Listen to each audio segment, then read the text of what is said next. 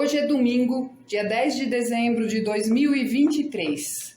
Somos do Centro Rosa Cruz de Campinas, São Paulo, Brasil.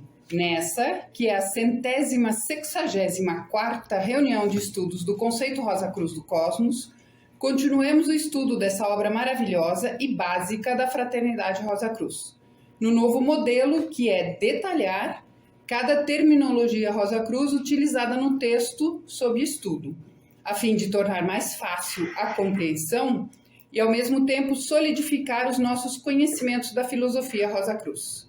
Seguindo o livro, o assunto hoje será o capítulo 4, o Renascimento e a Lei de Consequência, onde estudaremos 3 termos aqui utilizados: o gênio, lei de atração e lei de consequência. Iniciaremos nossa reunião de estudos elevando as vibrações do nosso ambiente por meio da oração do estudante Rosa Cruz. Oração do estudante Rosa Cruz. Aumenta o meu amor por ti, ó Deus, para que possamos servir-te melhor a cada dia que passa. Faz que as palavras dos nossos lábios e as meditações dos nossos corações sejam sempre agradáveis à tua presença. Ó Senhor, nossa força e nosso Redentor. Agora façamos a leitura do texto e aproveitem para acompanhar atentamente e já destacar suas dúvidas, seus comentários ou pontos que querem enfatizar, o que enriquecerá mais ainda essa reunião de estudos. Considerando a vida sob o ponto de vista ético, podemos inferir que a lei do renascimento e sua companheira, a lei de consequência, juntas constituem a única teoria que satisfaz o senso de justiça e está em harmonia com os fatos da vida, conforme os vemos ao nosso redor.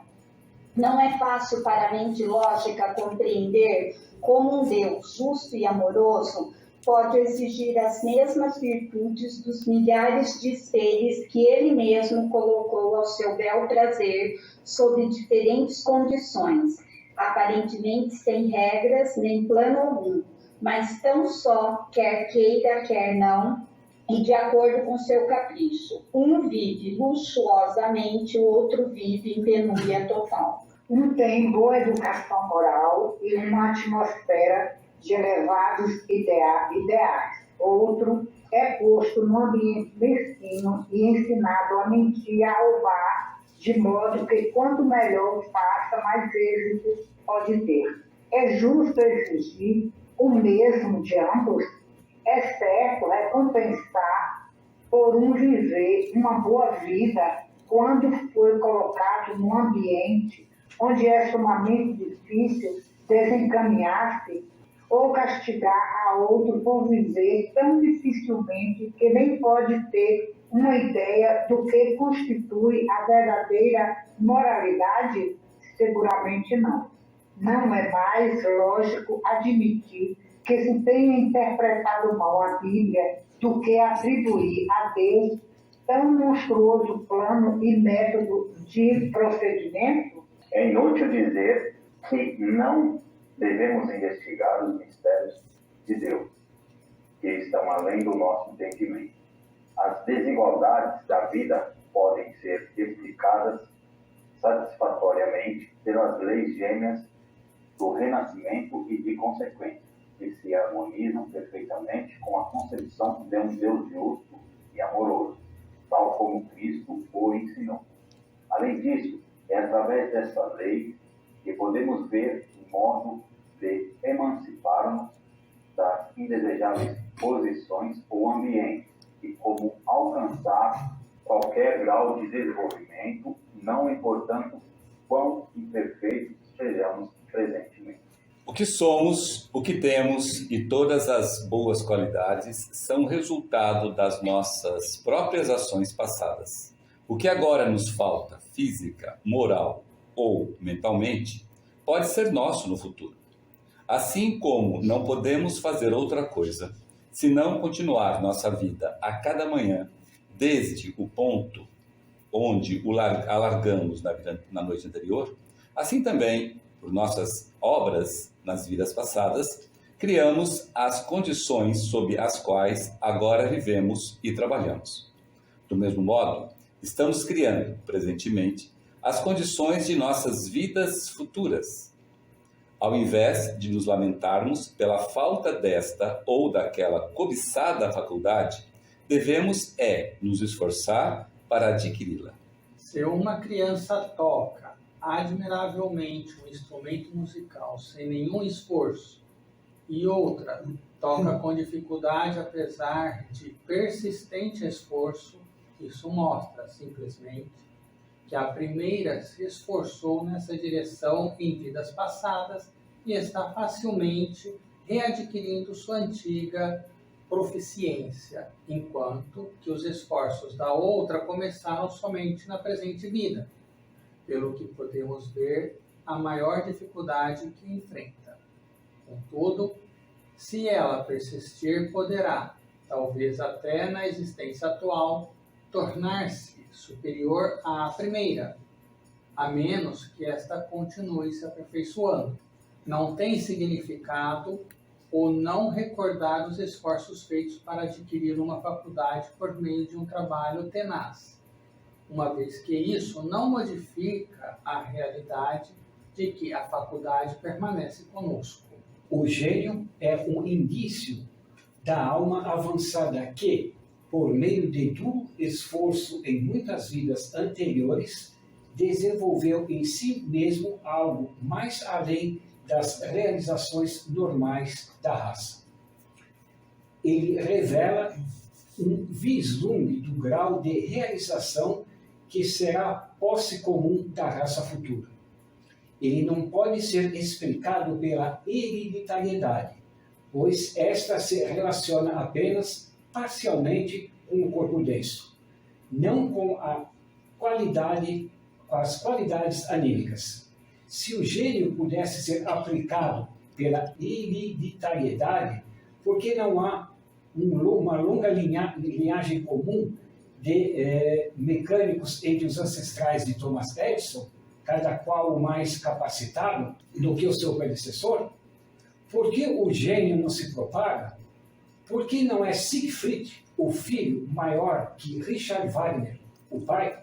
Quando a expressão do gênio depende da posse de órgãos especialmente construídos, que requerem longo tempo de desenvolvimento, o ego renasce naturalmente em uma família de egos que tenham trabalhado gerações inteiras para construir organismos semelhantes.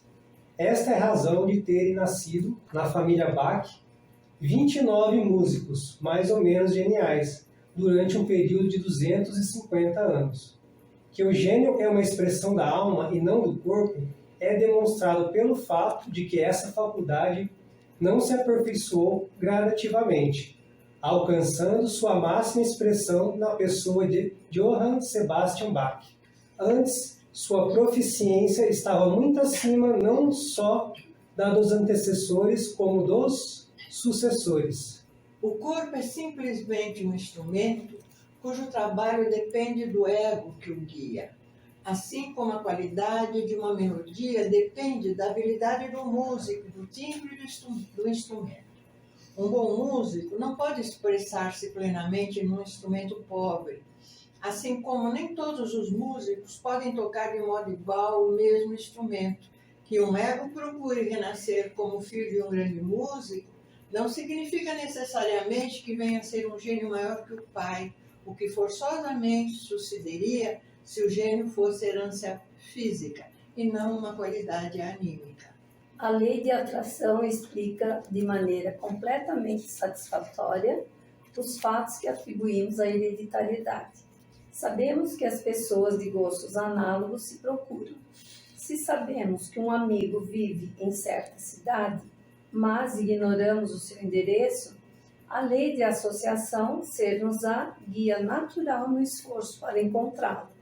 Se for músico, estará provavelmente em lugares onde se reúnem os músicos. Se é estudante, procurando-o pelas livrarias, bibliotecas ou salas de leitura. Ou se ele é esportista, busquemo-lo no hipódromo, nos campos de polo, nos estádios, etc. Não é provável que o estudante ou o músico habitualmente frequentem os lugares mencionados em último lugar. podendo também afirmar-se que a procura do esportista teria pouco êxito se feita nas livrarias ou em salões de música. De modo semelhante, o ego gravita ordinariamente em torno das associações de caráter semelhante ao seu. A isso ele é impelido por uma das forças do mundo do desejo, a força de atração.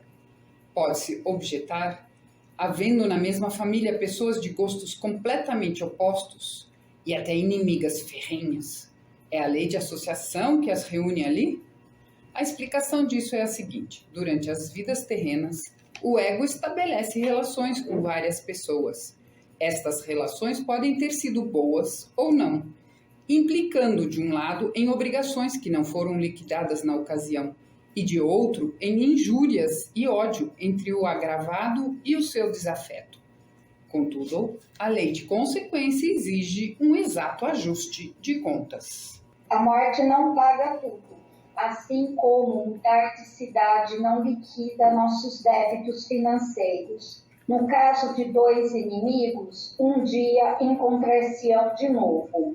O antigo ódio reúne-se na mesma família, pois o propósito de Deus é que nos amemos uns aos outros, devendo o ódio se transformar em amor.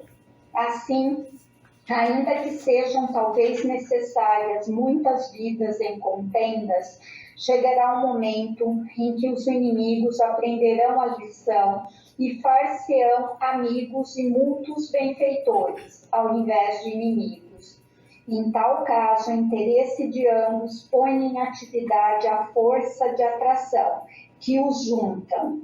Se tivessem simplesmente permanecidos indiferentes um ao outro, não poderiam achar-se associados. Desta maneira, as leis gêmeas de renascimento e de consequência resolvem de forma razoável todos os problemas incidentais à vida humana, conforme o ser humano avança firmemente para o seu próximo estágio evolutivo, o de super-homem. O rumo do progresso humano é sempre para frente e para cima, diz esta teoria.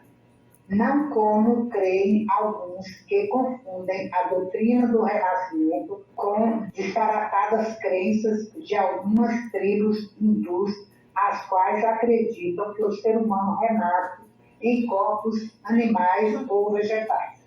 Isto seria um retrocesso. Nem na natureza, nem nos livros sagrados de qualquer religião se encontra qualquer coisa que sustente semelhante doutrina retrógrada. Apenas em somente dos manuscritos religiosos da Índia se toca nesse ponto. No Kathopanishad, capítulo 5, versículo 9, lê-se: alguns homens, de acordo com as suas ações, vão à matriz. Os outros, ao stamo. Stamo é uma palavra sânscrita, que significa imóvel, mas também significa um pilar. Isto tem sido interpretado como indicando que algum homem, devido a seus pecados, retrocedem ao imóvel reino vegetal.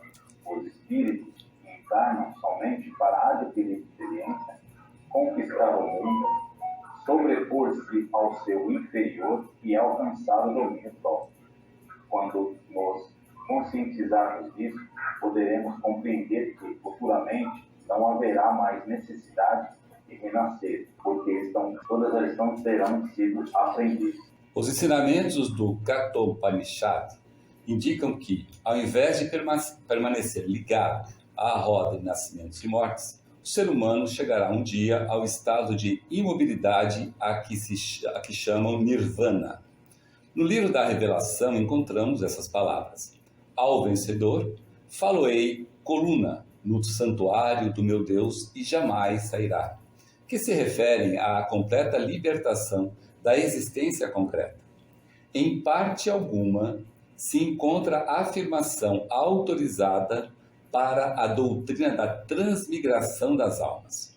O ser humano que evoluiu tanto a ponto de possuir uma alma separada e individual não pode retroceder em seu progresso e ocupar um corpo animal ou vegetal, uma vez que estes ainda estão subordinados a espíritos grupo. O espírito individual é uma evolução superior à do espírito grupo, e o menor não pode conter o maior. Oliver Wendell Holmes, no seu formosíssimo poema de Chambered Nautilus, concretiza a ideia do constante progresso em veículos cada vez melhores e da final libertação. O Nautilus constrói sua concha espiralada com secções ou compartimentos separados, abandonando constantemente o menor, que já não o comporta, para ocupar o último construído. Ano após ano, sempre no silêncio, prossegue na labuta de ampliar as suas reluzentes espirais. E, à medida que elas crescem mais, deixa a morada do ano que passou e na nova vai habitar.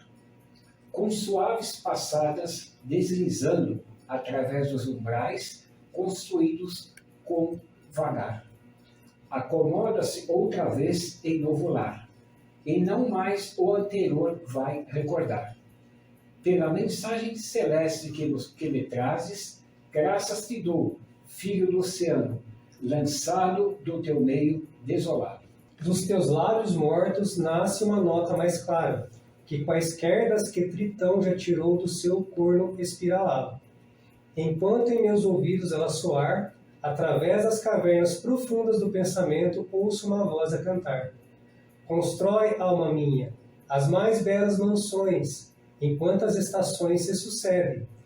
Deixa teu humilde passado, que é cada novo templo, mais nobre que o anterior, te separe do céu com um domo mais amplo, até que, por fim, possas ficar livre, abandonando tua pequena concha no revolto mar da vida. O primeiro termo que vamos estudar hoje e fornecer informações que ajudam a compreender o seu significado esotérico, segundo a filosofia Rosa Cruz, é gênio, que lemos em algumas partes do texto. Por exemplo, aqui, o gênio é o indício da alma avançada que, por meio de duro esforço em muitas vidas anteriores, desenvolveu em si mesmo algo mais além das realizações normais da raça. E o texto, ele mesmo continua explicando, como por exemplo aqui, o gênio revela em vislumbre do grau de realização que será posse comum da raça futura. Ele não pode ser explicado pela hereditariedade, pois essa se relaciona apenas parcialmente com o corpo denso, não com as qualidades anímicas. Se o gênio pudesse ser explicado pela hereditariedade, por que não há uma longa linhagem comum de mecânicos entre os ancestrais de Thomas Edison, cada qual mais capacitado que o seu predecessor? Por que o gênio não se propaga? Por que não é Siegfried, o filho maior do que Richard Wagner, o pai? Então aqui, né, todos sabem quem foi Thomas Edison. Alguém tem alguma dúvida de quem foi Thomas Edison? Um grande inventor. Ele tinha como grande concorrente um outro também que está na mesma linha do Thomas Edison, ou seja, os ancestrais do Tesla, Nikola Tesla, não teve nenhum tão bom quanto Tesla, nem a posteriori a ele. Então, mostrando justamente que o gênio não tem nada a ver com a questão hereditária, né? Mesma coisa do Wagner. Siegfried, por exemplo, que é o filho do Richard Wagner, ficou muito, mas muito distante, não tinha nada a ver com o Richard Wagner, não tinha nada de gênio, nada de nada, entendeu? Ainda que ele tentou tocar, não sei se você sabe disso, ele tentou tocar, fez lá umas coisas. A mesma coisa a gente vê, por exemplo, o Pelé, né? O Edinho, filho do Pelé, muito longe de ser um Pelé, né? Entendeu? Né? E assim por diante. Então, nós temos vários exemplos, se a gente for olhar, que prova isso, né? Que o gênio não tem nada a ver com hereditariedade. Né? Inclusive, é interessante o que você disse, nós estamos vivendo numa época, pelo menos as pessoas de mais de 60 anos, eu, talvez outras pessoas, nós estamos vivendo uma revolução na era da genética. Eu tenho um sobrinho que estuda muito isso, Então, veja, os avanços da genética são realmente fantásticos, né? A decodificação da genética. Genoma, né? Genoma, nossa, isso é uma minuciosidade incrível. Isso. Tudo isso se aplica à matéria. A matéria. Sempre o corpo denso. Claro que tem a sua importância enorme em termos de doenças, em termos de enfermidades, não é? É um avanço gigantesco que a medicina está ocorrendo com esse advento da genética. Mas como o Nietzsche falou, é a matéria. A hereditariedade não se aplica aí. Então, por que todos os filhos de Bach foram músicos? Porque se tem netos, né? E por que não ocorreu isso com Wagner? Exato. É isso mesmo. Exatamente. A primeira leitura do Nietzsche, quando o Nietzsche fez a primeira leitura, o que nós não temos hoje, poderá ser nosso no futuro desde que trabalhamos. Quando o Nietzsche leu essa parte, eu recordo muito bem que há muitos anos, esses dizeres eles foram impressos num cartão pelo Centro Rosa Cruz de Santo André e distribuído às pessoas que nos visitavam pela primeira vez. É muito importante esse assunto que está sendo tratado aqui. Então, a matéria é algo, né? A espiritualidade é outro algo.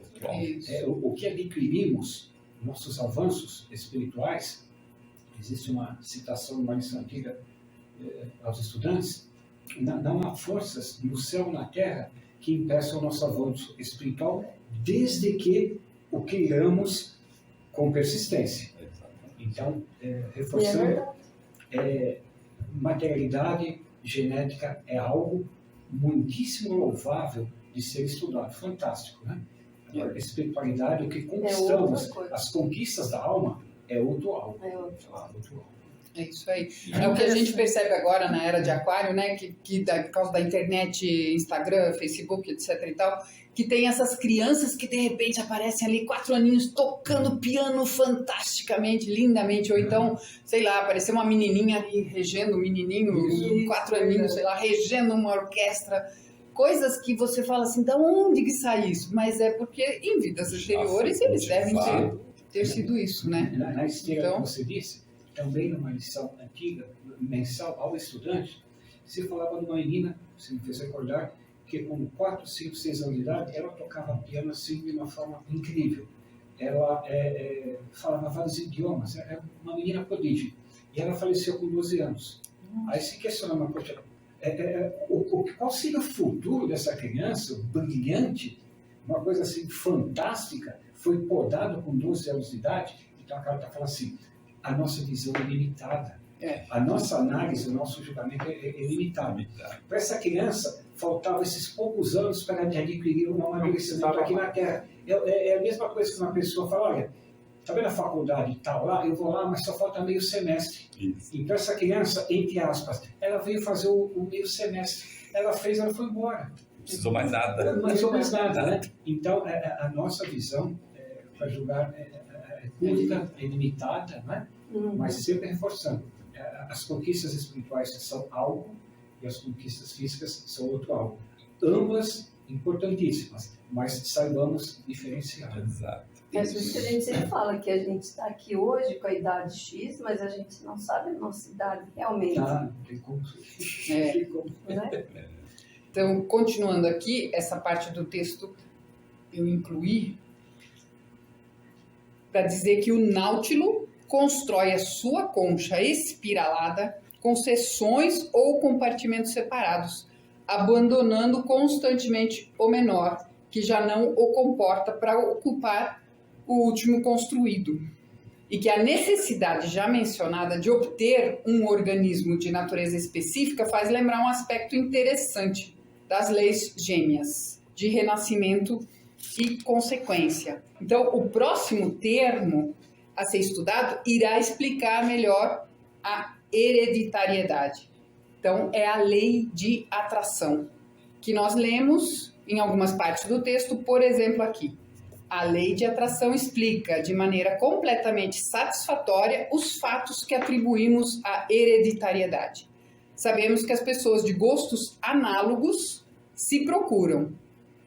Então, uma vez encarnados nessa vida, sempre estamos procurando os nossos semelhantes, muitas vezes inconscientemente. Então, os músicos são atraídos por músicos, os jogadores são atraídos por jogadores, os médicos são atraídos por médicos, os artistas são atraídos por artistas, ou seja, nós temos exatamente o que precisamos ter. Se tivéssemos mais, atrapalharia, e se tivéssemos menos, nós não conseguiríamos dar conta do que precisamos fazer.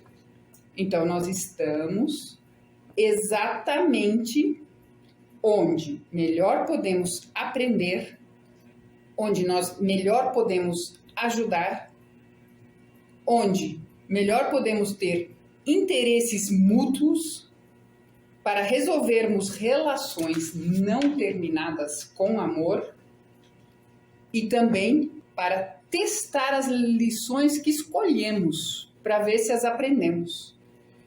Olha que interessante aí, ó. A lei de atração, ela é tão divulgada aí na mídia, com interesses próprios estritamente materiais, né? Então, lei de atração para você obter o sucesso, lei de atração para você obter dinheiro, lei de atração para você obter a pessoa que você deseja, né?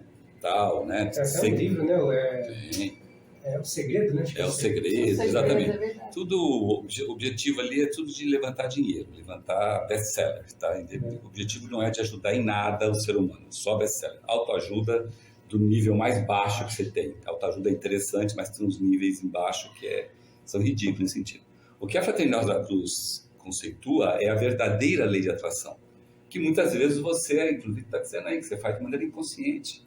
Né? Você se atrai a um determinado nicho ou determinado tal, porque você tem afinidade, porque você tem habilidades, porque você, em vidas passadas, já trabalhou com isso. Então, a teia do destino faz com que as coisas vão se encaixando, etc. E tal. O que acontece muitas vezes, que está bem colocado no texto, é que a gente esquece do que nós nos prometemos lá no terceiro céu. E aí vem para cá e fala, mas essa vida que eu estou vivendo é uma vida desgraçada, não é isso que eu queria, não é isso que... É isso que você queria, porque foi isso que você escolheu, poxa. Né? Aí, ao invés de você ficar olhando aquilo que você tem, você sempre olha aquilo que você acha que você deveria ter. Né? Eu sempre falo aqui, quando as pessoas levantavam o tema na Fraternidade Rosa Cruz, né? E quantas vezes a gente ouvia assim, a pessoa olhando assim, não, mas isso aí levanta errado, não é possível que eu sou assim, não é possível que eu não tenho isso. Ou então, vê isso, eu vou casar, vê isso, eu vou ganhar dinheiro. Quer dizer, a pessoa, em vez de falar assim, cara, obrigado por me ajudar a ver o que eu escolhi lá no terceiro céu e eu vou pegar isso, botar embaixo do braço e vou cumprir isso que está aqui. Né? Ao contrário, a pessoa começa a ver diferente, começa a ver que tenta buscar aquilo que ela não é, ou seja, ela se perde na personalidade. Na individualidade você nunca se perde, mas na personalidade você se perde. Se você quiser viver de máscara, você vive. Por isso que existe um ditado popular, de ilusão também se vive. É uma desgraça, porque a consequência que vai ter lá no futuro é terrível, mas você vive. Você vive de ilusão. Você vive de ilusão mental, emocional e até física. É só você fazer harmonização facial, você fazer plástica, etc. Tal. Tudo isso é ilusão, né? E tudo isso é uma desgraça, porque está te afastando disso que está dizendo aí, né? Você tem exatamente o que você precisa. Inclusive, se diz assim que nós estamos aqui, né? Onde nós escolhemos o terceiro céu. Então, foi nos apresentado várias opções e falou, opa, eu quero essa. Então, essa opção, hoje, pelo menos para a grande maioria da humanidade, eu me incluo, eu não tenho consciência da qual que eu escolhi lá. Me foi mostrado várias, todos nós, várias, e eu optei por essa. Então, eu acho que todo mundo aqui já ouviu alguém dizer, eu não pedi para nascer, eu não pedi para estar nessa família. O que eu fiz para Deus para passar por isso? Muitas vezes nós pedimos para passar por isso, né? E na esteira do que o Guido falou também é muito interessante, sobre a lei da atração, eu penso que todos nós, ou pelo menos a grande maioria da humanidade, tem aquela pessoa na família que fala assim, olha, esse é casca de ferida. Esse não, ou alguém próximo de nós, não é fácil, ele não se enquadra, ele não se adapta, ele patati, patatá, patatá, patati.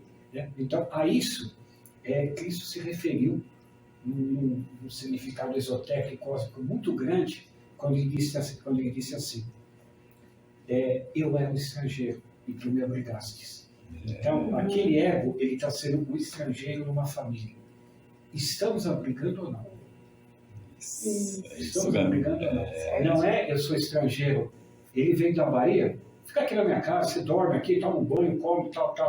Não é o sentido. Não é esse tipo. Não é. Não é. É o fulano, ou na empresa, ou na escola, ou na família, né? Fui estrangeiro e me obrigasse. É claro, é lógico, como sempre falava o irmão Munhoz. O bom senso, peraí, está sendo algo de difícil convivência? Vem cá, vamos sentar, vamos conversar. Vamos apagar as arestas aqui, não é assim. Não é assim bater nessa tecla, é uma sabedoria muito Que é o grande. único caminho, hein? É o único caminho. Vamos sentar. Esgotou as possibilidades, esgotou. Então, que nós tenhamos esgotado as possibilidades, mas abrigar o estrangeiro, né? Dar albergue ao estrangeiro, isso é muito superlativo. Não é o você veio da Bahia, dorme na casa, toma um banho, come. Isso é mais fácil. Isso é fácil. Isso é fácil. Agora, aturar os outros é difícil. Exatamente. E só complementando um ponto, né, que a Ellen deu ali, que ela deu o exemplo do Sebastian Bach, né, onde ele teve na família renascidos com as mesmas afinidades, né, e o Richard Wagner não. Então, a questão do próprio renascimento, que esses exemplos que a Ellen compartilhou aqui, a gente está vendo já aqui encarnado, onde a gente também busca. Mas quando a gente vai renascer, também vai depender dos anjos relatores, dos anjos do destino, para ver se ali vai ter compatibilidade para também seguir o renascimento com as suas similaridades. Pode acontecer de sim, no caso do Bach, no exemplo que você deu, e pode acontecer que não, no caso do Richard Wagner. Não necessariamente. Mas, obviamente, os egos renascidos, naquele contexto, têm as suas razões e motivos. Não necessariamente que ele vai ter uma afinidade, né? E olha que interessante, porque o Wagner, citado, realmente ele fez grandes óperas e ele encenava num teatro que ele construiu, o Teatro de Bayreuth, na Alemanha. Inclusive existem pacotes turísticos. Todo ano tem. Todo ano, as óperas dele, 7 ou 8 horas de duração, né? Ele faleceu, ele teve filhos, netos, bisnetos, e que interessante. O filho, neto, bisneto, que eu saiba, até os anos 60, 70, cuidava dos royalties dele, do pai. Sim. Dos royalties, mas a música não aflorou nenhum. Não. Só na parte administrativa. Só na parte, exato, administrativa. Então, os royalties, a perpetuação, inclusive, do próprio festival. Isso, o festival, onde que é. Eu autorizo as obras do meu avô, do meu pai, tal, o lado material. Mas a verve musical, ninguém mais teve. Então, mas olha que coisa interessante que o Glauco falou, que a Caio falou também. Isso dá uma reflexão muito interessante, que sabe o seguinte, existem muitos irmãos e irmãs lá de lá precisando reencarnar. Quando o Bach chegou, imagina só, o Bach, eu estudei a vida do Bach. A vida do Bach não foi fácil, não. Ele não era um cara rico, maravilhoso, fala assim, eu posso ter aqui 20, 30 filhos, que né? Educar é facinho, eu tenho grana pra caramba fazer isso, não dá problema. Não, ao contrário. 20 exato, mas ao contrário, ele não tinha verba. E ele era numa situação extremamente... Ele achava que ele foi sustentado pelo rei. A gente acha assim, mas naquela época lá, esses grandes músicos tinham seus mecenas. Não era bem assim, não. Nem todos, o Bach não. E ele deu oportunidade para quantos egos que precisavam ter aquela quantidade de fibras de corte, em órgão de corte. Precisava ter mãos e dedos longos, precisava ter toda aquela capacidade hereditária, sim, né, de corpo denso, certo? Além de ter o quê? Um exemplo, um professor de primeira linha, que era o Bach, que sim, pode ter certeza, ele ensinou aquela filharada dele lá para ser e tal, né? Então, vê a oportunidade que ele deu para esses egos. Isso reflete justamente no momento atual, onde tem muitas pessoas que têm condições financeiras, condições emocionais, condições de saúde, de ter filhos e que diz que não vai ter filhos. Porque, eu não vou ter filho por causa desse mundo, porque não sei o que. É nada, é por causa de um egoísmo grande, imenso. E impede de egos renascer. Exatamente, né? Impede de egos renascer. E egos que têm, pela lei de atração, condições de exercitar essas lições que eles precisam. Né? E que interessante também, que uma pessoa para ser muito boa, principalmente em piano, que é um órgão teclado, isso é uma aberração, isso está completamente proibido hoje. Mas existiam pianistas que começavam a tocar piano, então tem que ter aquela destreza de jogar esse dedo para lá, enfim, né? E se mutilavam essa parte. É? Aqui, Aqui para quê? Para poder alcançar. Olha Isso foi proibido, isso foi uma aberração, se vocês procurarem na internet, que eu faço documentações, mas nem isso conseguia a pessoa fazer um bom uso. Tá vendo? Uhum. Quando se toca piano, o quarto e o quinto dedos, eles na verdade têm um músculo só que une os dois. Então, para você separar o quarto e o quinto dedo, tem... Você já ouviu essa história também? Já ouvi essa história de mutilar para separar, porque muitas vezes acontece quando você quer tocar, que se você for tocar o quarto dedo, você automaticamente mexe o quinto dedo também. Não tem jeito. Então, isso é uma coisa que você tem que estudar profundamente com afinco para poder dominar. Um dedo ficar reto e o dedo... Não, Vitória, isso é uma relação que você já leu a respeito. Nossa, é uma aberração, né? E de modificar a voz do adolescente. Também. Os castrates italianos, porque tinha que ter voz fina e não podia cantar, as mulheres não podiam cantar, só homens podiam cantar. Então era castrar mesmo, castrar o homem. Então isso só reforça aquela com voz de soprano. Aquela ideia de cada coisa, né? Reforça aquela ideia de a evolução do físico, né, e toda a ciência, e a evolução espiritual. Exato. Sim. Vamos ver a próxima, que a gente vai continuar nessa parte aqui, porque vamos falar sim das famílias que têm pessoas com gostos completamente opostos e até inimigos ferrenhos. Mas existe isso? É a lei de semelhança que as reúne ali, né? Então nós temos que entender que a lei de semelhante atrai semelhante, ou a lei de associação, é a lei de atração. Então, no mundo do desejo, nós temos as seguintes forças e sentimentos que são utilizados por nós. A força de repulsão, ela atua da primeira até a terceira região do mundo do desejo, as regiões inferiores. Na região mais densa e mais inferior, a primeira região, a força de repulsão é mais poderosa. Agita e dissolve violentamente as forças de desejos, emoções e sentimentos ali constituídas. A força de atração atua da primeira à terceira e da quinta à sétima região do mundo do desejo.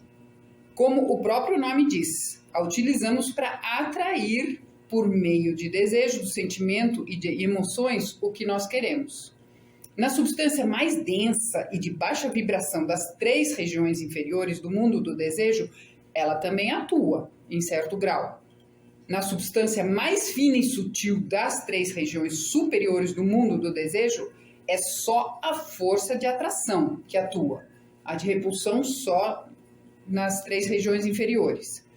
E por incrível que pareça, isso torna para nós muito mais difícil termos desejos, sentimentos ou emoções inferiores, como o egoísmo, avareza, orgulho, paixão, ódio, raiva, ciúmes, cólera e afins.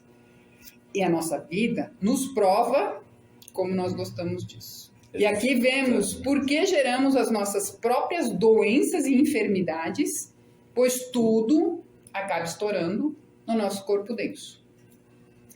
Continuando aqui, o interesse é um dos sentimentos gêmeos que atua na 4ª região do mundo do desejo, a região do sentimento. Como o próprio nome sugere, é o sentimento que incita a ação, aqui no mundo físico. Então, ele obscurece a verdade. Atualmente, o interesse é muito despertado pelo egoísmo. Se ele é despertado, põe em ação uma das forças gêmeas, que são a de atração ou repulsão. A indiferença é o outro sentimento gêmeo, que atua na 4ª região do mundo do desejo. Então, como o próprio nome sugere, é um sentimento neutro.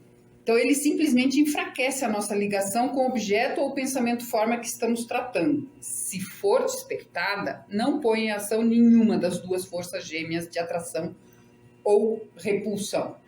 Então, é assim, se alguma coisa acontece com você, você tem um sentimento ou de interesse ou de indiferença. Se você tiver indiferença, nada vai acontecer. Se você tiver interesse, ou você se sente atraído, ou tem a repulsão. é dessa forma, né, que funciona lá no mundo do desejo. Será, é uma pergunta, que isso está relacionado com o que está no Apocalipse? Se você for quente, tudo bem. Se você for frio, tudo bem. Agora, se você for morno, você vai se vomitar. Isso, é isso mesmo. Provavelmente. É uma relação. Né? É isso mesmo. Provavelmente. O Cristo reforçou isso em várias passagens, né? passagens, Não né? seja morno nunca, É. ou seja frio, ou seja... E lições antigas também, olha, eu não gosto de você, olha, eu gosto de você. São dois polos diferentes, mas a indiferença é terrível. É terrível. A indiferença é terrível. É o que leva para a região limítrofe. Eu já não Você ficar indiferente o resto da sua vida, porque o indiferente é o bonzinho. Sabe o que é o bonzinho? É aquele que, não, sei o que, só que ele não é ele é o bonzinho, ele não quer se compromissar. Isso. Nem acertar e nem errar. Nem errar. Limítrofe. A limítrofe resolve isso. A tendência de todas as formas no mundo do desejo é de atrair para si as coisas de natureza semelhante e fazer crescer. Essa é a tendência de todas as formas. Tanto do bom quanto do mal. Não é? Isso. A não ser que você seja indiferente. Às vezes é diferente, mas se você usar o interesse, essas forças crescem, tanto do bom quanto do mal. Né?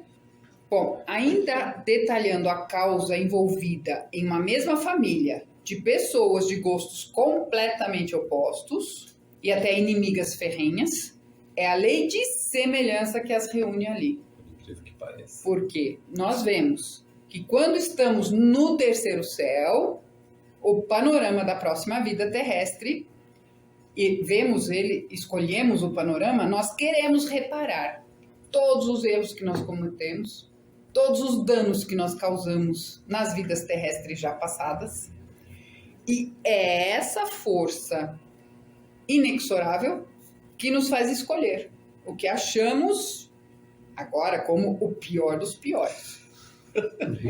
Né? Mas lá nós escolhemos, lá a gente queria, né? E é nesse momento, então, que a gente pode ir lá escolher até receber a convivência de um filho inimigo. Sim. Sim, porque você está lá no terceiro céu, você quer reparar todos os erros que você fez e justamente esse teu filho que foi inimigo seu, você quer... E você vai gostar dele para Xuxa. Optamos por isso, aí renascemos, nós perdemos essa consciência de termos optado por isso, e se a pessoa não tiver um pouquinho de amadurecimento espiritual, ela fala, pô, peraí, eu não pedi isso, eu não pedi para nascer, não. Você pediu tudo, você pediu tudo que você optou, está sendo dado de você aí, se vira aí, agora com você. Vai ligar essas mãos e vão trabalhar. Exatamente isso. É um trabalho. É porque todo relacionamento aqui tem que terminar em amor, e lá nós sabíamos disso, então a gente escolheu o pior dos piores para realmente a gente já acabar com essa resolver de fato. Ou nessa ou na próxima vida, as arestas vão ter que ser apagadas. Sem dúvida. Não vamos empurrar com a barriga, porque as arestas vão ter que ser apagadas. Eu sempre falo uma coisa que é importante aqui, eu sempre repito uma coisa. O relacionamento tem que terminar com amor. Aí você fala, mas se o outro lado não quiser? Não importa, você tem que querer. Faça a sua parte. Se o outro lado não quiser, ele vai ter dívida, porque não está, gente. A questão, por exemplo, vamos dar exemplo aqui, suponhamos que o Tiago e eu temos uma encrenca aqui.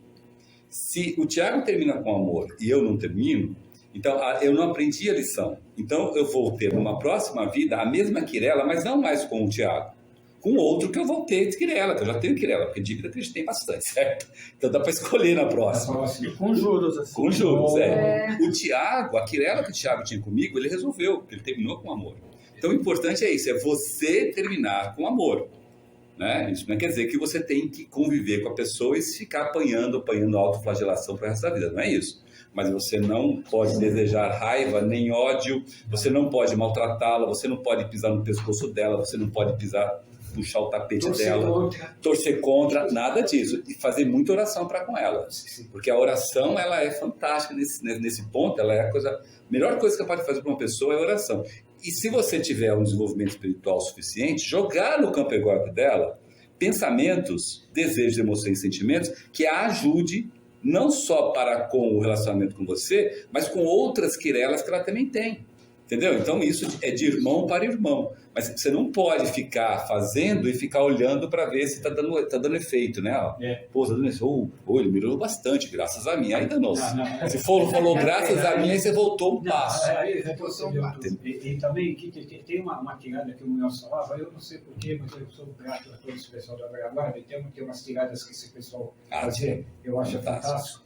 Ele falava sobre o probacionista, o se tornar probacionista. É algo particular de cada um, mas ele falava assim a respeito do probacionista. Durante muitas vidas, a vida que a pessoa se torna probacionista é muito importante. O probacionista cego, ele vai errar, ele vai continuar, não tem dúvida, mas é algo importante, né? Então ele dava um exemplo que também jamais vou esquecer. Então eu vou pegar um copo aqui, vou colocar água até aqui. Falta 2 dedos para completar. Né? Que é minha vida. Pega um conta-gotas de um vinagre, o mais ruim possível, vai, pinga uma gota, toma água. Olha, pouquinho senti. Pinga 2 gotas, toma. Já começou a pegar o negócio, né? Pinga 3, experimenta, 4. Tira toda a água e toma o vinagre. Não está fácil. Essa é a vida do probacionista. É isso mesmo. Então é sofrer. Não é sofrer. O probacionista, ele acelera. Avanços espirituais que estão parcelados para essa vida tua, outra, e vai puxar tudo para cá. Putz, não é fácil. Você optou por isso. O teu compromisso é de você para com você. Então é isso. Mas isso você já optou lá no terceiro céu. Você está adiantando os erros que cometemos, os erros que você cometeu, os danos que você causou. Você está trazendo mais. Então a vida do probacionista é um pouco amarga, sim. Por quê? Porque você está antecipando vivências de várias vidas numa só. O salto espiritual é gigantesco, mas o custo disso também tem que ter muita paciência, persistência, amor, altruísmo e tudo aquilo que a gente aprende na fraternidade. Você está falando numa linguagem assim, bem informal. Você está falando para a lei de atração. Vem em mim. Vem em mim que eu aguento. E é interessante porque essa lei de atração, o segredo, pede, vai vir, não sei o quê. É interessante. A última carta de Max Heindel, a carta aos estudantes, isso com 100 anos antes desses livros, ele fala sobre isso. A última carta aos estudantes. Olha, realmente a lei de atração, o que você pede, há uma grande impossibilidade de você alcançar. Mas cuidado com o que você pede. Isso. Exatamente. Cuidado com o que você pede. Porque, segundo o Voltaire, existem 2 desgraças na vida de uma pessoa. A pessoa pedir e não alcançar, e, às vezes, o você pedir e alcançar se torna uma tremenda desgraça. Então, o que tem que cultivar? Discernimento. Eu não sei dirigir. Eu quero uma Ferrari. Eu tenho o sonho de ter 5, 6 fazendas em Goiás. Eu não tenho o mínimo cacoete para ser agricultor. Exatamente. Você está pedindo o quê? Você tem noção do que você está pedindo? É igual o jovem de hoje que quer entrar num trabalho e já quer ser gerente. Por lá e tá. Olha, querendo só dar uma de poliana, precisa, senão a gente não aguenta. Na medida em que a gente traz tudo que a gente podia vivenciar em mais oportunidades para hoje, automaticamente, matematicamente, eu também vou prover as próximas experiências um pouco mais leves. Porque você está adiantando. Sim, você está adiantando lição a aprender e você aprendeu, logicamente, você está melhorando. Nesse analogia, você está eliminando matéria do curso que Exato, você está puxando matéria. Você está puxando matéria. Pode ser aquele exemplo que você deu no princípio da garotinha que veio e ficou 12 É isso mesmo. Mas olha que pecado, que futuro que tinha essa menina, saber falar 4, 5 idiomas com 12 anos, tocava piano assim, sem partitura. Qual que era? Até cita do Tchaikovsky, Concerto para Piano, Orquestra número 1, todo mundo já ouviu. Sim. Ela tocava sem partitura. Né? Com 12 anos, que futuro. como Deus é injusto. Isso, é assim que o pessoal fala. Você assim quer que o mais pessoal justiça do que isso? Deus Ela se diplomou, ela foi embora. Foi embora, não precisou mais disso. A dificuldade de compreender que o mundo ou a vida verdadeira não é aqui. Só de passagem. Aqui é só uma escola e é uma passagem. Como você falou.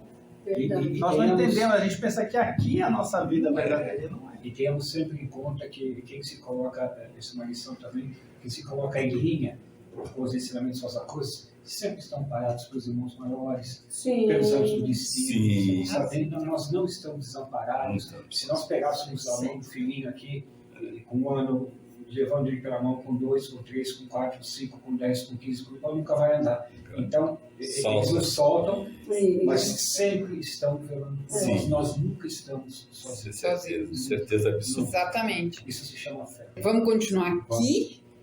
Por que essas duas almas, então, se encontram numa mesma família?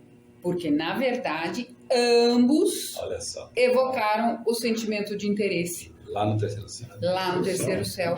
E ambos colocaram em atividade a força de atração. Você só vai se encontrar com alguém nessa vida para resolver alguma quirela se você já combinou isso lá no terceiro céu. O destino foi construída. Ela não é construída aqui, ela é construída lá. Antes de você encarnar. Sim. De uma maneira bem simplória, antes das coisas se materializarem aqui, primeiro elas acontecem no mundo. Não é simplório, não, exatamente isso mesmo que você está falando. Exatamente isso aí. Mas nesse caso depende da outra pessoa também, né? Então, Sim, os dois têm que querer. Lá, Eles trabalham para os dois lados, olhar para N lados, entendeu? Mas é que nem alguém te falou. Vamos supor que é você mais um, qualquer um de nós mais um. Faça a tua parte. Isso. Fica cobrando ali. O Marcelo também dá um exemplo do avanço espiritual. Plantei um milho, tá lá, terra em cima. Vou no outro dia, tiro a terra, tiro o milho, ainda não. Coloco a terra. Vou no outro dia, destampo, pego o milho, ainda nada. Não é assim. Não é assim. Porque daí ele não vai nascer. Não vai Não vai nascer. Então, assim, é justamente o antigo ódio Olha que barato. que os reúne na mesma família. O antigo ódio, não é o antigo amor. Olha que interessante. Não é maravilhoso? Não é maravilhoso isso? Por quê? Né? E por quê? É o diamante sendo lapidado. É. Aí o esmeril não dói no diamante, vai doer na pessoa, mas vai ser lapidado. Vai ser lapidado. Exatamente. É necessário. Então, necessário. por quê, né? Porque o propósito de Deus já foi citado isso nessa reunião hoje. O propósito de Deus é que nos amemos uns aos outros, devendo o ódio se transformar em amor. E por causa disso, nascem na mesma família. Por exemplo, como mãe e filho. A mãe ama o filho, mesmo que tenha sido um inimigo na vida anterior. O amor de mãe é o mais próximo que se compara ao amor de Deus. Então, essa mãe vai amar esse filho, mesmo que esse filho continue odiando a mãe. Mas essa mãe, com certeza, vai ter transformado aquele antigo ódio em amor. Eli, essa passagem que você diz, né, que é o amor que é o ódio que, na verdade, faz, do ódio brota o amor. Então, como a gente conversou agora um pouco antes, a gente pode pensar que o amor e o ódio, entre aspas, são aceitos. No entanto, você pode, talvez se você tiver ódio por alguém, esse ódio pode vir a se transformar em amor e vai se transformar um dia. Mas a indiferença não, né? A indiferença não transforma. Você sabe por quê? É assim. A indiferença. O ódio, ele é uma força, não é? Ele é uma força. O amor também não é uma força? Sim.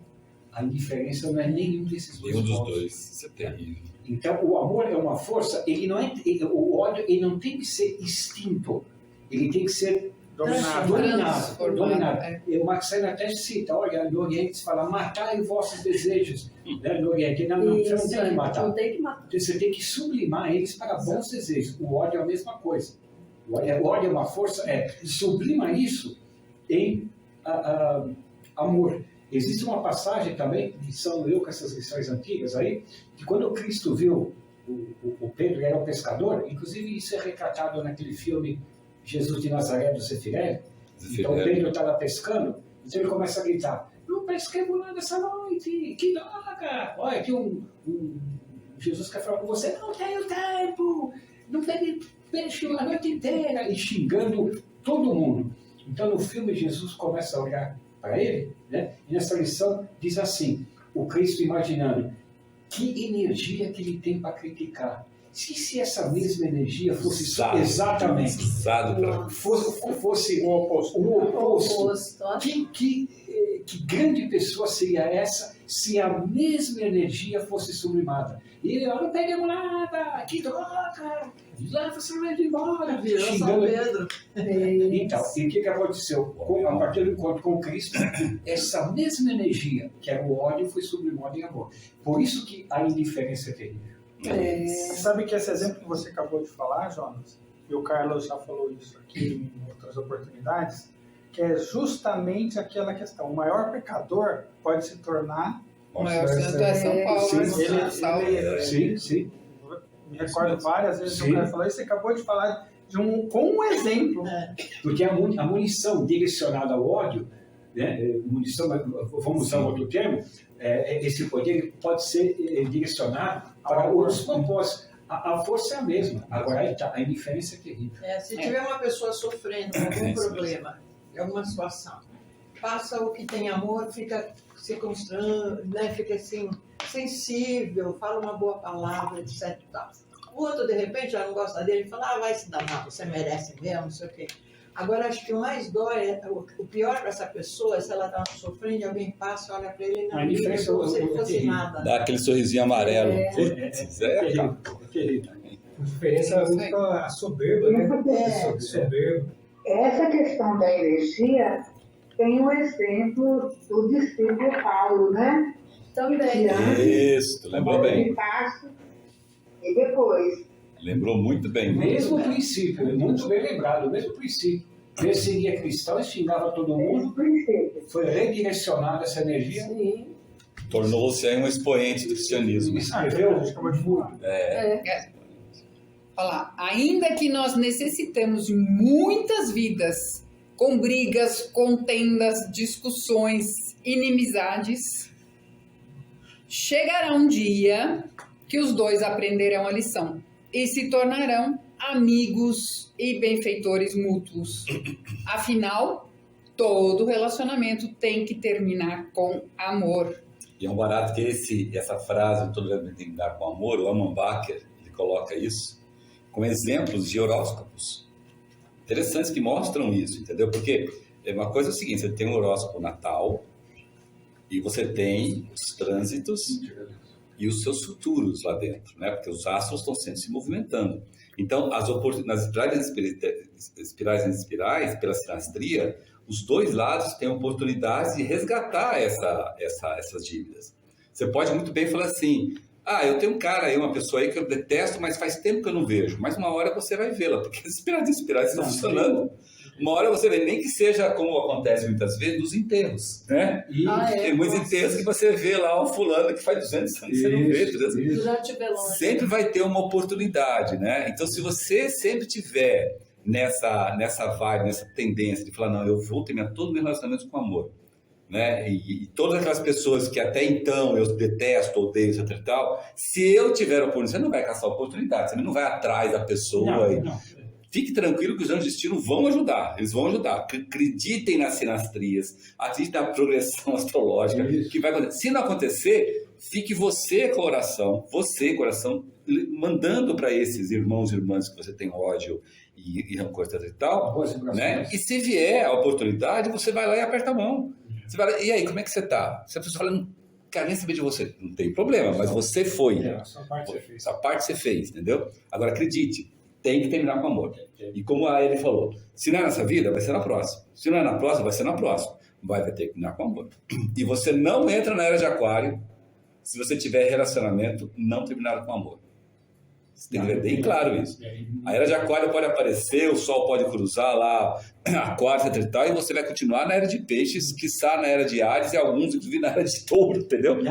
Porque as lições continuam, não adianta. Não tem como a idade aquariana ser assim, olha, chegou. está todo mundo redimido, ninguém precisou fazer nada. Está invalidando a lei.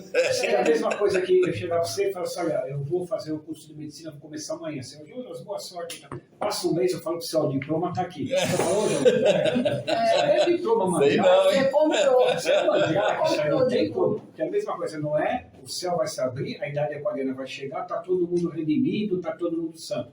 Não é assim. As pessoas que estiverem sintonizadas com isso, é o famoso diapasão, né? Precisam sintonizadas, sim. É isso aí. Agora, só para pontuar, mas não para a gente discutir, interessante, a gente está falando aqui, né, relacionamento entre um e outro e etc. Mas só para a gente imaginar, um indivíduo que nessa vida pode, só por exemplo, ter causado mal a muita gente, milhares de indivíduos. Imagina esse indivíduo, o quão prejudicial ele foi para quantas pessoas. Então, mas Glauco, olha que coisa interessante. Foi muito bom estudar nesse assunto. Quando você levanta o tema de uma pessoa, as tendências estão todas lá. Mas são tendências. São tendências, entendeu? O Elman Bach fala uma coisa muito interessante nisso. Quando se você se volta para a parte espiritual, o tema seu é cheio de tendências. Tendências, se você se mantém na parte espiritual. Agora, se você não está na parte espiritual, se você é um cara materialista, um ateu, ou é um espiritualista de meia boca, sabe? Tenta usar a parte espiritual para conquistar as coisas materiais. Tem muita gente que faz assim, né? Sim. As tendências viram fatos.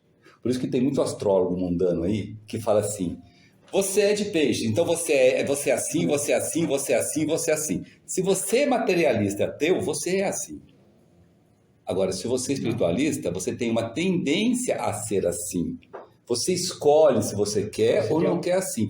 Você pode ter a pior quadratura que tiver do seu tema. Pior, aquela mais braba, entendeu? Tipo assim, astro no regente com outro astro no regente, Saturno com Marte, bem elevado, tal, aquela terrível. Você só cai se você quiser, porque aquilo é uma tendência. É uma tendência. Isso é muito importante. Caso fosse um fatalismo, levando o tema natal, tem uma configuração que ninguém te falou, olha, eu vou sentar e esperar a vida passar. O que eu vou fazer da vida? Se fosse esse tema natal. Isso! O que eu vou fazer? É isso. Eu vou esperar o tempo passar, que venha outra vida. Essa aqui, porque essa já foi. Essa daqui é isso é um sacrilégio. É verdade. Bem lembrado. O Siqueira falava, olha, todo mundo tem algum aspecto positivo no seu tema natal. Ou um sexto, um trio. Se apoie nisso. Ele se fala, olha, vamos conversar, amigão. Vamos conversar, amigão. É eu e você. Entre eu e você. Isso é o silêncio do seu íntimo. Fala, pô, eu tenho um sexto, eu tenho um tigre, eu tenho um planeta que está na própria casa. Pô, vem cá, vamos conversar comigo mesmo. Agora, o contrário, eu falei, eu tenho isso, eu vou sentar e falar, olha. Principalmente porque esse áudio de conversar é sério, porque os planetas são seres. São seres. O planeta não é um negocinho que tá lá, eles são seres. Converse com eles. Agora aprenda a conversar, tá? Não é qualquer um, não. Você tem que levar a sua vibração. Você tem que chegar lá. Eles não descem aqui, você chega lá, entendeu? O trabalho dele já está feito. Você chega lá. Não é igual alguns mundanos também que falam, hoje eu não estou bem porque o meu Saturno está seu Saturno, rapaz, seu Saturno tem o que fazer. Coitado dele. Seu Saturno tem mais o que fazer. Mas é nesse momento que surgem as oportunidades para a gente justamente suplantar as pessoas. Mas a pessoa joga a culpa no astro que está lá. Poxa. Não, se ela não cuida da parte espiritual, ela é materialista, ou ateu, ou espiritualista de baixo calão ali, ele falou certo. Ele está lá porque o Saturno bateu nele e ele não sabe o que fazer, então ele... entendeu? Agora, se você é um espiritualista, ao contrário, você fala assim, o que esse cara está querendo me ensinar com a dureza que eu não quis aprender com amor? Exato. Você reverte a situação. Não cai na tentação. Existem pessoas que se dizem até astrólogos, até na própria fraternidade, nós sabemos disso, né? Em qualquer lugar. E que fala de boca cheia. Como isso? Como mas se esse é o seu se Saturno, fosse, então é o tipo, meu esse foi a Saturno. justificativa de Não, te maltratar. Ah, eu te maltratei porque o meu Saturno tá lá, e olha, pô, aí você fala, pô, peraí, cara. Justifica-se a falta de educação pela configuração Isso, pela planejada. configuração. Então, voltemos aqui à lei do semelhante atrai semelhante, É isso. né? Porque nós somos postos em contato com espíritos semelhantes, sempre. Aqui e em qualquer vida futura. Se nós lutamos para eliminar os nossos maus hábitos e vícios, se nós somos sinceros conosco mesmos, se servimos com amor, se cumprimos o que nós prometemos a nós mesmos, se somos colaboradores na obra dos irmãos maiores, se nós servimos às forças superiores, então nós vamos encontrar companheiros com essa mesma índole, sempre. Mas, Maravilha. Por conta. se não damos a mínima para os nossos vícios e maus hábitos, se buscamos sempre nos justificar e pôr a acabamos culpa de nos falar astros, né? Se somos interesseiros, se não estamos Olha lá, cumprindo não estamos cumprindo. o que nós prometemos a nós mesmos, se nós somos estorvadores Nossa. da obra dos irmãos maiores, se nós servimos às forças inferiores, então vamos encontrar companheiros com essa mesma índole sempre. Escolha o seu lado. Semelhante atrai semelhante. Você atrapalhar a obra dos irmãos maiores é terrível, né? Para quem... É por isso que quando a pessoa se incomoda muito com o defeito do outro, porque na verdade ela tem que... É o espelho, é o reflexo, é o reflexo. A famosa regra do espelho de Shakespeare. Espelho de Shakespeare. É isso aí. Olha, os movimentos religiosos e esotéricos costumam tratar uns aos outros de irmãos, né? Os seus membros. E isso porque eles se reconhecem que todos somos filhos de Deus e que é o nosso Pai comum, certo? Entretanto, entre irmãos, eles nem sempre estão em harmonia. E os irmãos podem até chegar ao extremo de se odiarem. Já entre os amigos, não deveria haver outro sentimento além do amor. Então, foi o reconhecimento a isso que Cristo Jesus disse: de agora em diante já não vos chamareis servos, mas amigos. Isso está em João 15:51. E olha que interessante, amigos está relacionado com Aquário, com Urano e com Casa 11. A era aquariana, a Fraternidade Rosa Cruz é uma escola aquariana. Isso. Amigo é uma palavra 100% relacionada a Aquário, Urano e Casa 11. A Fraternidade Rosa Cruz. Amigos. Olha o que o Cristo projetou, sabe? Vocês são meus amigos. Vocês são meus amigos. E olha que ele não pertencia à onda de vida dos espíritos originais, à onda de vida humana. Ele não era humano. E isso a gente reforça. Isso é uma coisa sempre, interessante. né? A gente, Ele era arcanjo, não era nem... Não era um... Não era a um gente ser humano. reforça isso em todos os textos, assim, a maioria, vocês podem ler lá no Instagram e Facebook, todos os textos são reforçados que a Fraternidade Rosa Cruz é uma escola filosófica cristã e segue o nosso ideal, que é o Cristo. É o único, somente, e acabou, entendeu? A gente procura reforçar sempre isso. Isso. Cristo, o nosso ideal. Com Sim. todas as nossas falhas, mas o nosso ideal. Sim. Com certeza.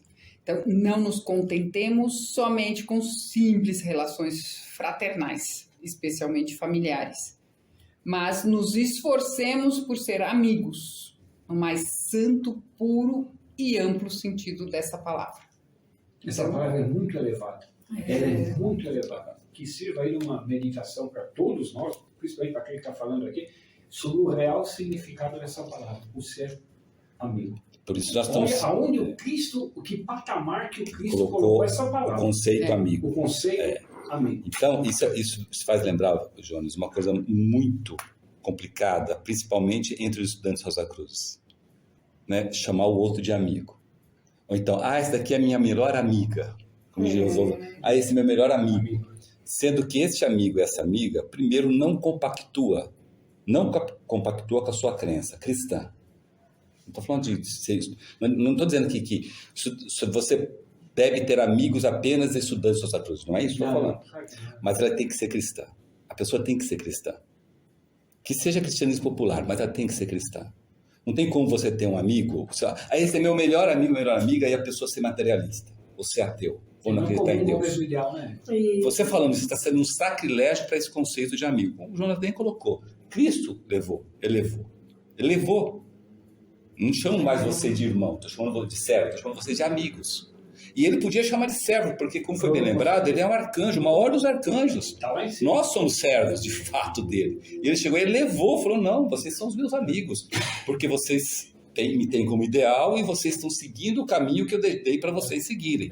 Então, é muito perigoso você chegar e verbalizar isso para outrem. Muito perigoso. Mesmo entre irmãos, mesmo entre estudantes de Rosa Cruz, toma muito cuidado com esse negócio de falar, você é meu amigo, você é meu companheiro de trilha, de senda. Estamos juntos.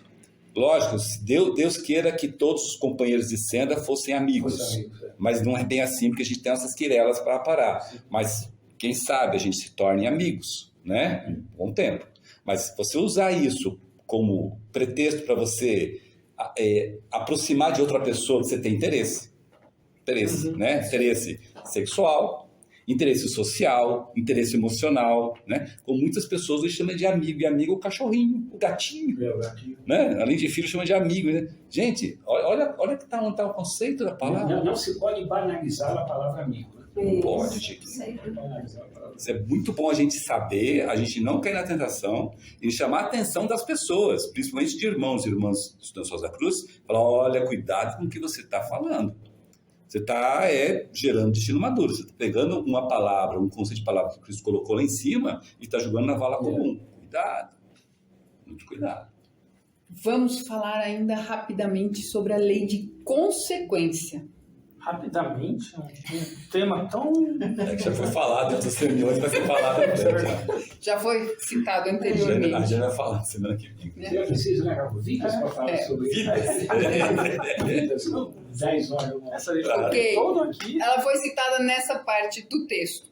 Contudo, a lei de consequência exige um exato ajuste de contas, que junto com a lei do renascimento formam as leis gêmeas. As leis gêmeas. Lei do nascimento e de consequência. Certo? Então, elas nos mostram que se nós fazemos o bem, nós colhemos o bem. Se nós fazemos o mal, vamos colher o mal. Simples assim. Simples assim. A escolha é nossa. Deus não castiga. Existe o livre-arbítrio. E por causa do livre-arbítrio, a escolha é nossa, mas a consequência também. Sim. Né? Então, toda a criação de Deus, e isso inclui nós também, caminha para o amor. Então, toda relação entre as criaturas só se realiza quando termina com amor. Todo ensino só é suspenso quando a lição é aprendida. Toda harmonia só é conseguida quando conhecemos e aplicamos o plano de Deus, que é chegarmos todos juntos à sua perfeição. Olha que coisa bonita. Chegarmos todos juntos. Então não adianta você querer ser o gostosão e esconder ensinamento para você, e só você usar, porque você fala assim, eu quero chegar primeiro. Você não vai chegar primeiro. O próprio Max ensina, né? Foi a prova que ele passou, né? Que ele passou, inclusive. E é a base da fraternidade Rosa Cruz. Você distribuir o máximo possível, você promulgar de tudo. Não é você fazer proselitismo, não é você fazer missionarismo, não é isso não. Mas qualquer oportunidade que você tiver, você não precisa falar de Rosa Cruz. Você fala das suas convicções. A pessoa do outro lado vai falar, pô, mas bacana, de onde você tirou isso? De onde veio isso? Aí, se ela estiver interessado, nada que um panfletinho não ajude a esclarecer, certo? A gente até brincou no ano passado, né, com a de panfleto que a gente recebeu, etc. E como isso mudou. Mas se a pessoa não perguntar e continuar interessada, mas não perguntar, você não tem direito de falar para a pessoa. Bem, porque o Marcelo também bateu na tecla que uma das melhores formas de nós divulgarmos os ensinamentos Rosa Cruz Através do nosso comportamento. Nosso Nosso comportamento. exemplo, né? Esse Nosso Comportamento.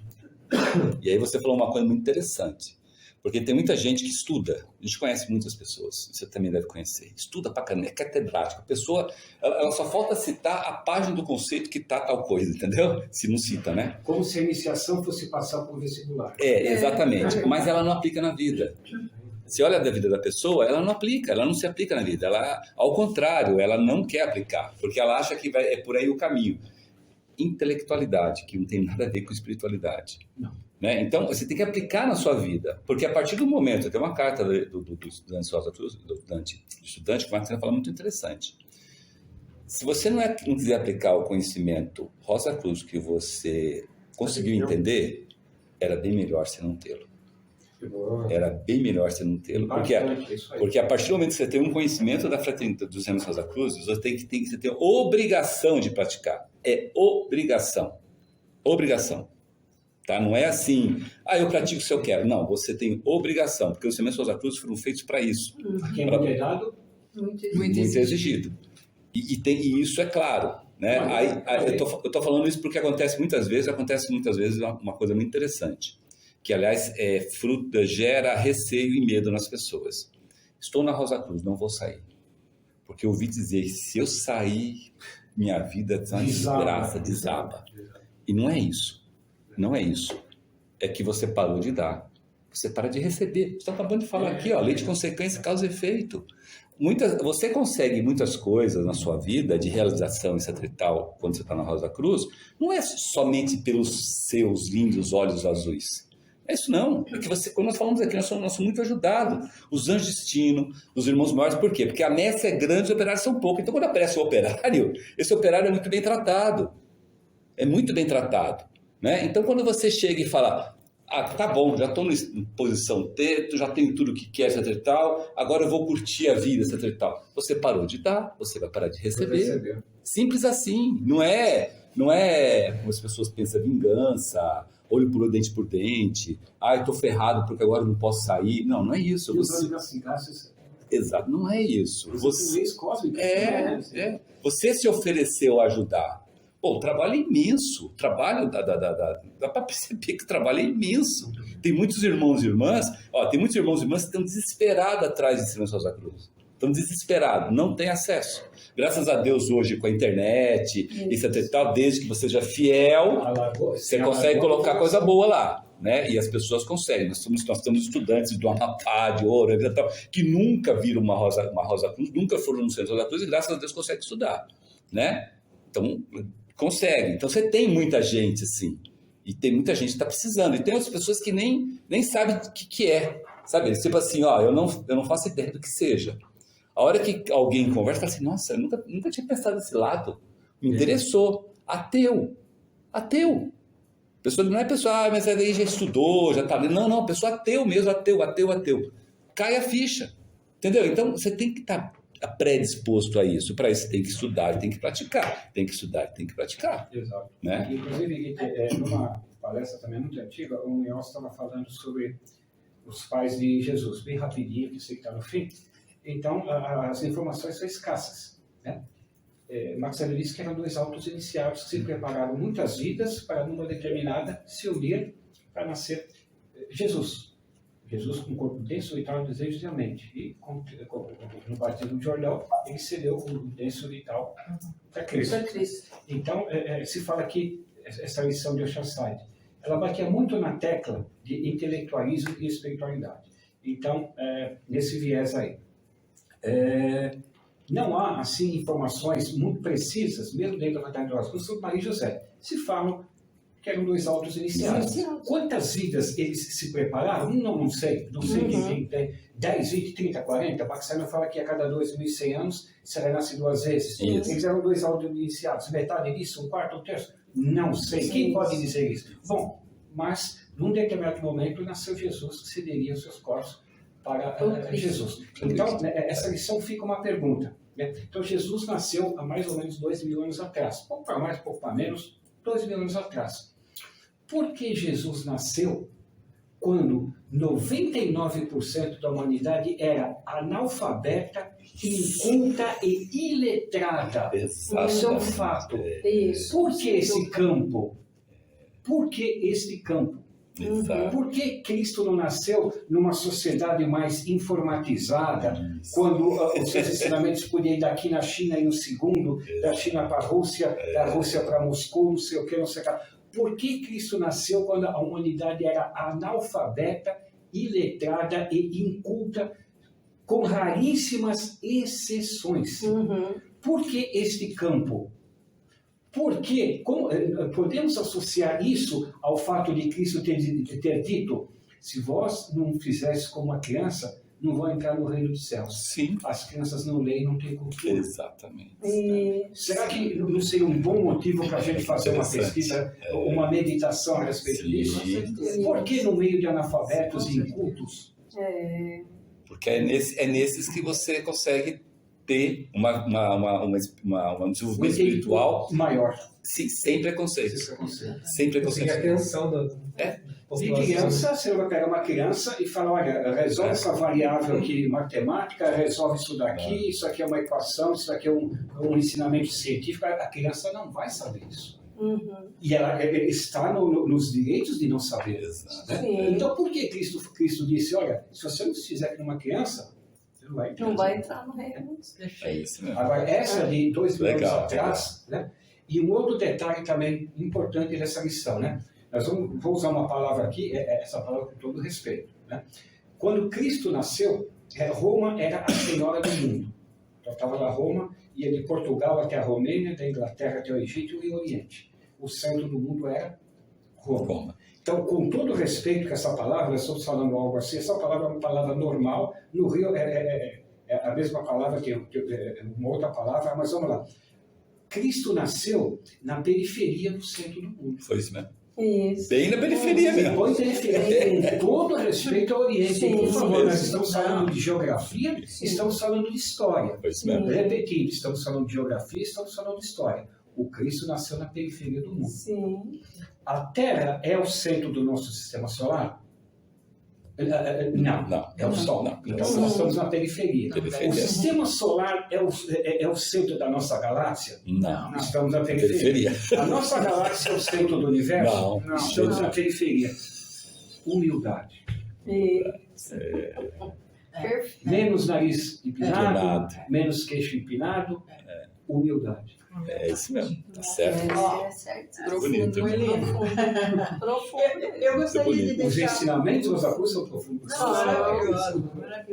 Carlos, eu queria só dar um pitaquinho final, assim, né, que você falou sobre o comportamento de determinados probacionistas, e aliás, muito estudiosos, cultos, e que na sua vida afora a fraternidade se deixam a desejar no comportamento, etc. e tal.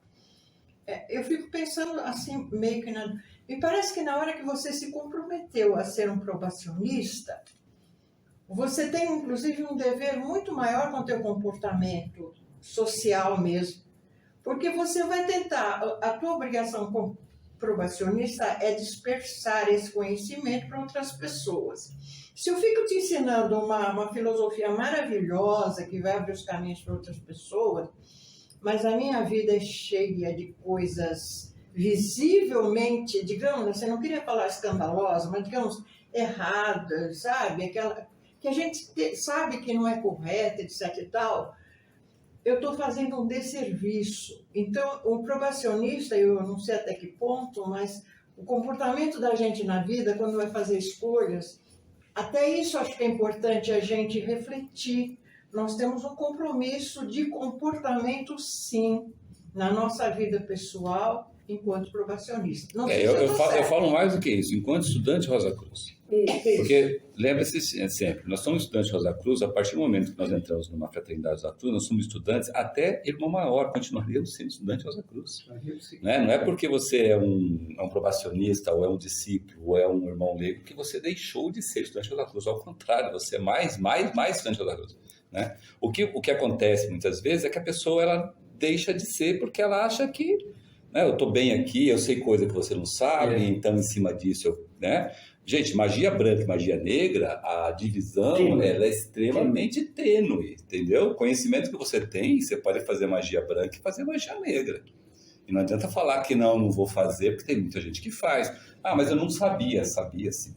Entendeu? Então essa palavra que você usou, escândalo, não foi empregada, isso serve a toda uma humanidade. Cristo disse assim: haverá escândalos, mas ai dos que escandalizam. Isso, está na Bíblia. Haverá escândalos, mas ai dos que se escandalizam. E existe também uma frase, foi publicada no Serviço Rosa Cruz, no editorial, está para sair aí no blog de uma irmã nossa.